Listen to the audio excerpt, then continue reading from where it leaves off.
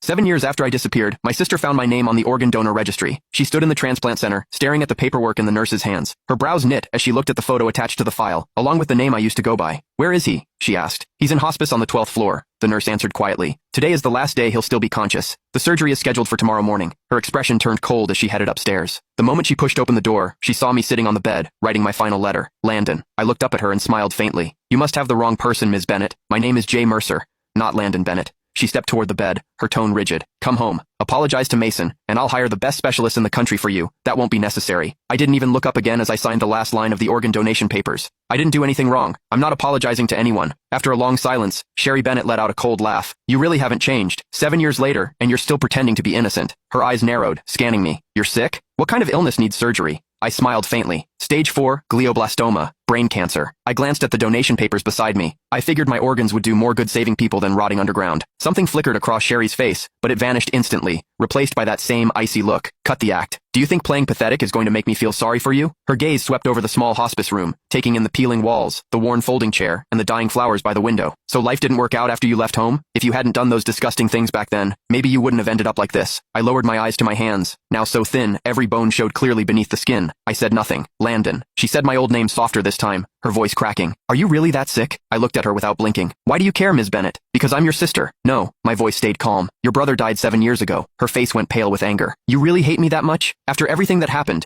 Are you seriously pretending you weren't the one who enough?" I cut her off. "You didn't come here to dig up the past. Say what you actually came to say." She opened her mouth, then hesitated, completely speechless. I gave a soft laugh. "Let me guess. Mason needs a new liver, doesn't he?" Sherry didn't answer. She didn't have to. The way her eyes avoided mine told me everything. I leaned back against the hospital bed, laughing under my breath. "So, that's it. After 7 years, he finally remembered he had an older brother. Today, you came here to ask for my liver?" "Not ask," she corrected sharply. "It's your duty. You agreed to donate before, and Mason needs you again now. He's your brother." I stared at her, amused by how ridiculous she sounded. "Sherry, when you kicked me out 7 years ago, why didn't you remember I was his brother then?" "That was your own fault," she snapped. "If you hadn't done those horrible things to Mason, if you hadn't framed him, I never would have kicked you out." Her voice shook with fury. "You're still lying. Still acting innocent. You think disappearing for 7 years erased what you did?" I slowly closed my eyes as numbness spread through my chest. Even now, she never doubted him. To her, I was always the villain. "Please leave. I need to rest." She grabbed my shoulder hard enough to hurt. "Listen carefully. Mason needs your liver." I opened my eyes, looking at her calmly. "Then he can wait for someone else. My organs are already promised to strangers." Her whole body shook with anger. "How can you be so heartless? Mason saved my life back then.